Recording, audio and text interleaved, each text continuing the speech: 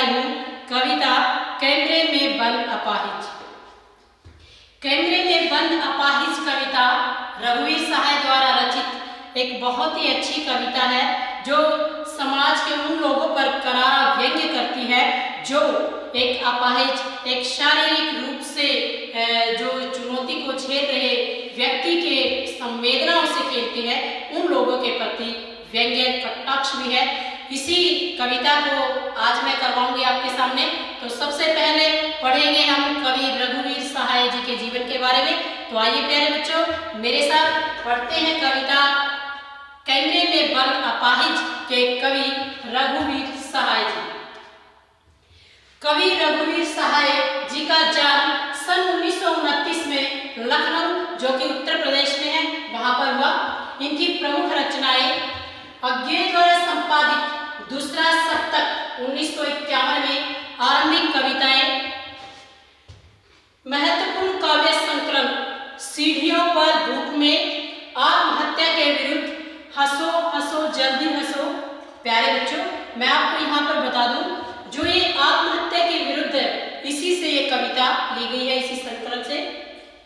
पत्रकारिता, all India radio के हिंदी समाचार विभाग से संबद्ध रहे, फिर हैदराबाद से निकलने वाली पत्रिका कल्पना और उसके बाद दैनिक नवभारत टाइम्स तथा दिनमान से संबद्ध रहे।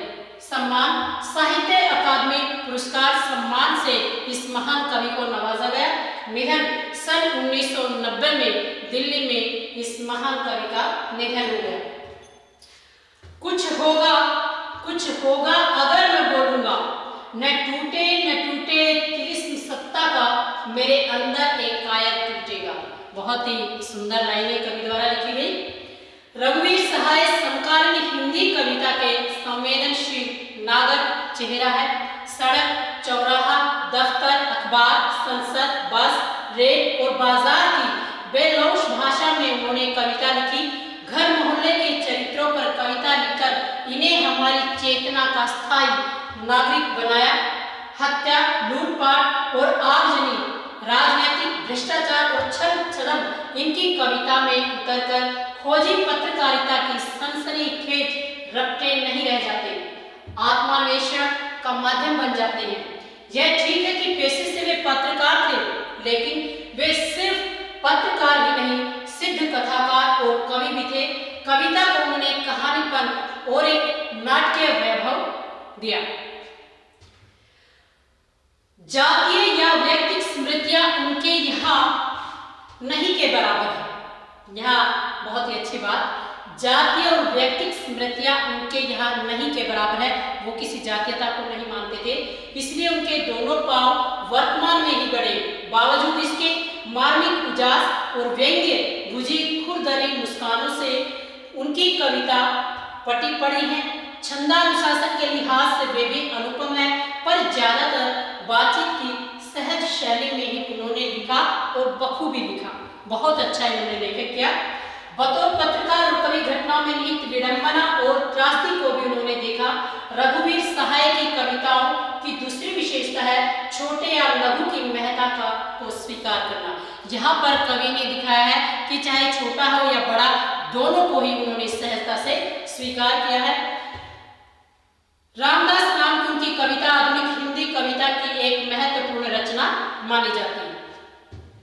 अत्यंत साधारण और अनायास सी प्रतीत होने वाली शैली में समाज की दारुण विडंबनाओं को पकड़ने की जो कला रघुवीर सहाय की कविताओं में मिलती है, उसका प्रतिनिधि उदाहरण है यहाँ प्रस्तुत कविता कैमरे में बंद अपाहिज। जो लोग भूल गए हैं, संग्रह से ली गई है। शारीरिक चुनौती को झेलते हुए व्यक्ति से टेलीविजन कैमरे के सामने किस तरह के सवाल पूछे जाएंगे, कार्यक्रम को सफल बनाने के लिए कैसी कैसी भंगिमा की जाएंगी। यहाँ पर कवि कविता के बारे में बता रहा है कि कैसे दूरदर्शन कैमरे वाले एक अपाहिज को कैमरे के सामने लेकर आएंगे, उस तरह उससे किस किस तरह के प्रश्न पूछेंगे, उसी का जिक्र यहाँ पर कवि कर रहा है।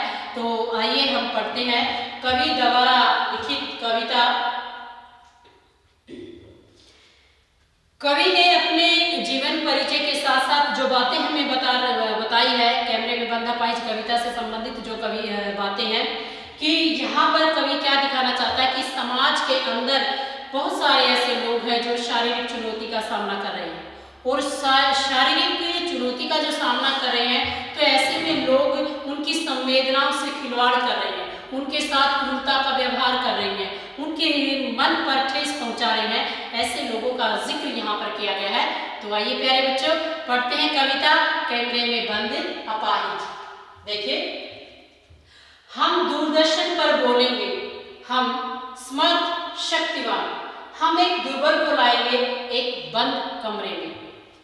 प्रस्तुत पंक्तियां हमारी हिंदी की पाठ्य पुस्तक आरोह भाग 2 में संकलित कविता कैमरे में बंद अपाहिज, जो कि रघुवीर सहाय द्वारा रचित है। इस कविता के अंदर कवि रघुवीर जी ने शारीरिक चुनौती से झेलते व्यक्ति के बारे में, उसकी पीड़ा, उसकी वेदना के बारे में बताया है। कैसे दूरदर्शन वाले अपने कार्यक्रम को रोचक बनाने के लिए उसकी संवेदनाओं से खिलवाड़ करते हैं, उनका जिक्र इस कविता के अंदर किया गया है। तो देखिए, हम दूरदर्शन पर बोलेंगे, हम समर्थ शक्तिवान। कवि यहाँ पर कहता है कि दूरदर्शन कैमरे वाले अपने आप को समर्थ शक्तिवान बताएंगे, कि दूरदर्शन पर बोलेंगे हम समर्थ, हम शक्तिवान है।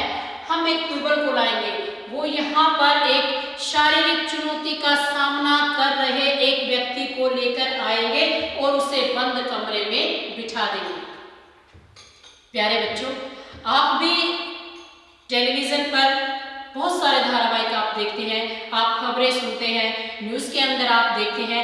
कई बार हमारे सामने ऐसी स्थिति आती है, हम देखते हैं कि किस तरह से कार्यक्रम वाले किसी महान अभिनेता को, किसी पत्रकार को, चित्रकार को, कला विशेषज्ञ को हमारे सामने लेकर आते हैं, उनसे वार्तालाप, जो संवाद करते हैं, उसका दूरदर्शन पर वो दिखाते हैं और हम सब उस प्रसारण को देखते हैं। ऐसे ही इस कविता को जो कवि ने लिखा है, उन्हीं बातों को लेकर के कि किस तरह लोग अपने कार्यक्रम को रोचक बनाने के लिए किस तरह के प्रश्न उससे करते हैं, उन्हीं का जिक्र यहाँ पर किया गया है। देखिए, यहाँ पर बताया गया कि कैमरे वाले एक अपाहिज को लेकर आते हैं, उसे एक बंद कमरे में बिठा देते हैं, उससे पूछेंगे तो आप क्या अपाहिज हैं? अब यहाँ पर देखिए, कितने बेतुके प्रश्न को उस अपाहिज से कर रहे हैं। पहले ही वो शारीरिक चुनौती को झेल रहा है, वो दुखी है, पीड़ित है, और दूसरा ऊपर से वो जो प्रश्न कर रहे हैं, वो प्रश्न भी उसे दुखी करने वाले प्रश्न हैं। उससे पूछेंगे तो आप क्या अपाहिज हैं? दूरदर्शन कैमरे वाले उस अपाहिज व्यक्ति से प्रश्न कर रहे हैं कि क्या आप अपाहिज हैं? तो आप क्यों अपाहिज हैं? अब यहाँ पर प्रश्न देखो, कितना कैसा प्रश्न उसके सामने आ रहा है कि आप अपाहिज क्यों हैं, कि एक प्रश्न चिन्ह लगाया गया है। क्या समाज का कोई भी व्यक्ति अपाहिज होना पसंद करेगा? नहीं करेगा। तो कौन ऐसा इस प्रश्न का जवाब दे पाएगा कि आप अपाहिज क्यों हैं? आपका अपाहिजपन तो दुख देता होगा। यहाँ पर दिखाया कि आप जिस शारीरिक चुनौती को आप झेल रहे हैं, वो आपको दुख दे रहा होगा, आप दुखी होंगे, आपको पीड़ा हो रही होगी उसकी। कैमरा दिखाओ इसे बड़ा बड़ा। और प्यारे बच्चों, जब भी आप कोई धारावाहिक देख रहे हो और किसी एक व्यक्ति की किसी व्यक्ति से बात हो रही है, कोई विशेष व्यक्ति वहां बैठा हुआ है, तो आप देखते हैं कि उस के चेहरे पर कैमरा बड़ा करके दिखाया जाता है। वही स्थिति यहाँ पर दिखा रही है कि वो अपाहिज बैठा हुआ है, उस अपाहिज के ऊपर कैमरे को बड़ा करके दिखा रहा है कि बड़ा उसका चेहरा उसके सामने आए। कैमरा दिखाओ इसे बड़ा बड़ा, इशारा करते हुए कि कैमरे को आगे लेके आओ, कैमरा बड़ा करके दिखाओ। हाँ, तो बताइए आपका दुख क्या है, जल्दी बताइए। वह दुख बताइए, बता नहीं पाएगा। और कैमरे को उसके ऊपर फिक्स करके उसे बड़ा करके दिखाते हुए तो क्या कहते हैं, हाँ तो बताइए। अपाहिज से पूछा जाता है, हाँ तो बताइए आप अपाहिज क्यों है, आपका दुख क्या है, जल्दी बताइए जल्दी। वह दुख बताइए, बता नहीं पाएगा। एक साथ इतने प्रश्नों की बौछार उसके सामने हो रही है, लेकिन वो अपाहिज व्यक्ति है, वो बोले नहीं पाएगा। यहाँ पर कवि दिखाना चाहता है कि कैसे कैमरे वाले अपने कार्यक्रम को रोचक बनाने के लिए, अपनी प्रस्तुति को सुंदर से सुंदरतम दिखाने के लिए उस अपाहिज से ऐसे प्रश्न पूछ रहे हैं।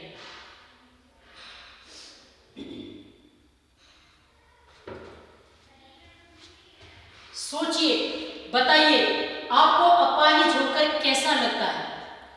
कभी यहाँ पर दूरदर्शन कैमरे वालों के द्वारा जो कार्य किया जा रहा है, जैसे वो प्रश्न पूछे जा रहे हैं, वो कहता सोचिए, बताइए। अपाहिज को बार बार कहा जाता कि कोशिश कीजिए, सोचिए, बताइए आपको अपाहिज होकर कैसा लग, मतलब कैसा लग रहा है, कैसा अनुभव हो रहा है, कैसा महसूस कर रहे हो, यानी कैसा लगता है, यानी कुछ तो बोलिए, बताइए। हम खुद इशारे से बताएंगे कि क्या ऐसा। जब वो नहीं बोल पा रहा तो कैमरे वाले खुद इशारे से उसे बताएंगे, क्या तुम्हें ऐसा लग रहा है। अगर उसको चलने में दिक्कत है, बोलने में दिक्कत है, अपनी भाव भंगिमाओं से उसको बताएंगे। सोचिए, बताइए, थोड़ी कोशिश करिए। फिर से बार बार अपने प्रश्न को दोहराते कि सोचिए, थोड़ा आप सोच के बताइए आपको कैसा लग रहा है, थोड़ी तो कोशिश कीजिए। यह अवसर खो देंगे।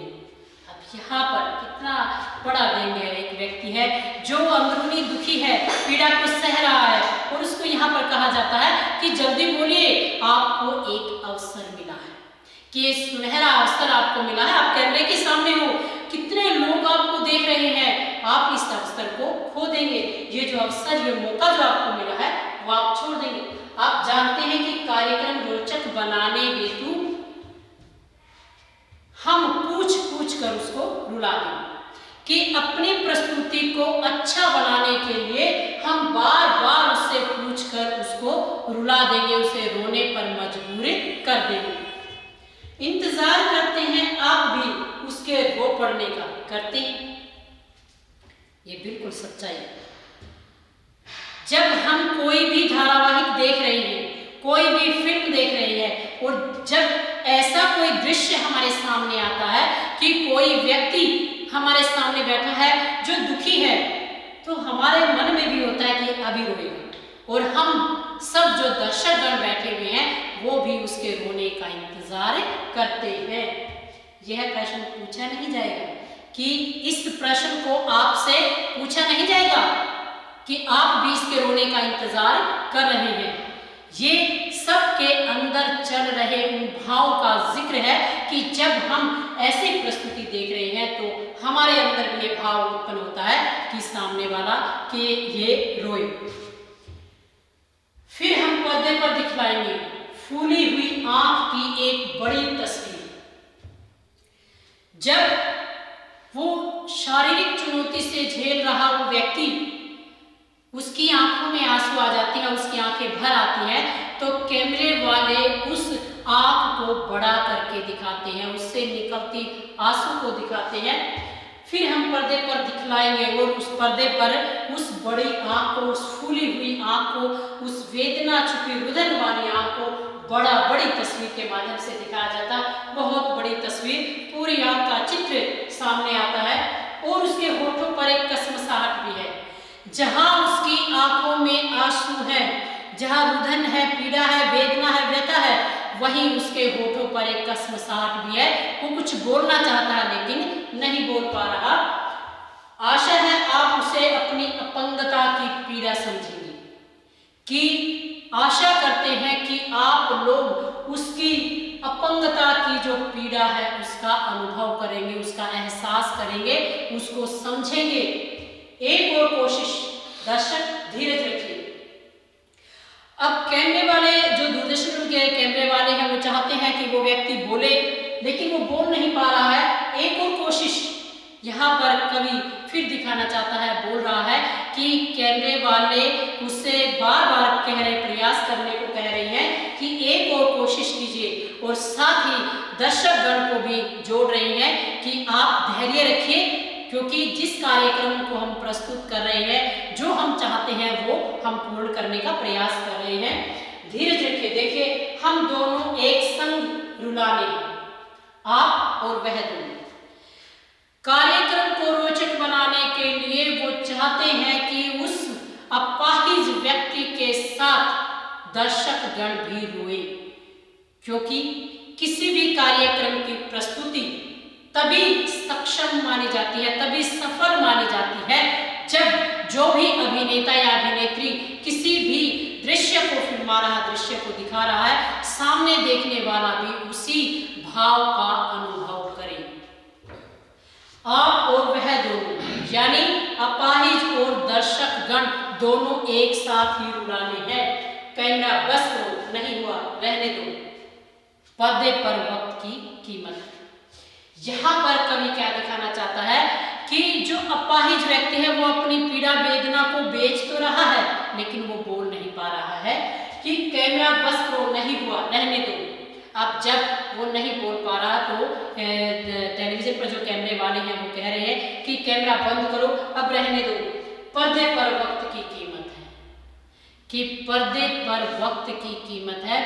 कोई भी कार्यक्रम जब प्रस्तुत किया जाता है तो उसकी समय सीमा की अवधि जो है वो निश्चित की जाती है, चाहे वो आधे घंटे का समय है, 1 घंटे का समय है, जितना भी है, कि उस कार्यक्रम के लिए उन्हें जितना समय मिला था वो समय पूर्ण हुआ और पर्दे पर वक्त की कीमत है, यानी समय की कीमत है। अब मुस्कुराएंगे हम, वो कार्यक्रम को बंद करते हैं और हम सब हंसते मुस्कुराएंगे, हंसकर मुस्कुराकर चल पड़ेंगे। आप देख रहे थे सामाजिक उद्देश्य से युक्त कार्यक्रम और जो दूरदर्शन वाले हैं वो कैमरे पर बोलेंगे कि आप सभी सामाजिक उद्देश्य से परिपूर्ण कार्यक्रम देख रहे थे, बस थोड़ी ही कसर रह गई कि ये सामाजिक उद्देश्य से परिपूर्ण हमारा ये कार्यक्रम था, लेकिन थोड़ी सी कसर रह गई, जो हम दिखाना चाहते थे वो पूर्ण नहीं हुआ, किन्हीं कारणों से वो रह गया है, जिसे हम जो बात हम कहलाना चाहते थे, जो बात आपके सामने रखना चाहते थे, वो बात हमारी अधूरी रह गई और वो आपको धन्यवाद कहकर कार्यक्रम को बंद कर देते हैं। यहाँ इस पूरी कविता के अंदर कवि ने सहज सरल स्वाभाविक भाषा का प्रयोग किया है। एक अपाहिज व्यक्ति जो शारीरिक चुनौती को झेल रहा है, उसके साथ जो संवेदनहीनता से भरे प्रश्न पूछे जा रहे हैं, जो उसकी संवेदना के साथ खिलवाड़ किया जा रहा है, उसके बारे में कवि ने यहाँ पर चित्रण किया है। अलंकारों का सुंदर प्रयोग किया है, प्रश्न अलंकार का भी कई जगह पर प्रयोग किया गया है, अनुप्रास अलंकार का प्रयोग है, तत्सम तद्भव शब्दों का भी सुंदर प्रयोग है। मुक्त छंद में यह कविता लिखी गई है और कवि ने बहुत ही सुंदर तरीके से समाज के अंदर जो कार्यक्रम चलते हैं उनकी प्रस्तुति के लिए लोग किस तरह से लोगों की भावनाओं से खेलते हैं, क्रूरता का व्यवहार करते हैं और किस तरह एक व्यक्ति जो पीड़ित है फिर भी अपनी वेदना को बेच रहा है, इसका सुंदर चित्रण कवि ने अपनी कविता के माध्यम से किया है। तो प्यारे बच्चों, उम्मीद करती हूँ आपको एक कविता बहुत अच्छे से समझ आई होगी, तो इसको अच्छे से पढ़ना है और याद करना है। धन्यवाद।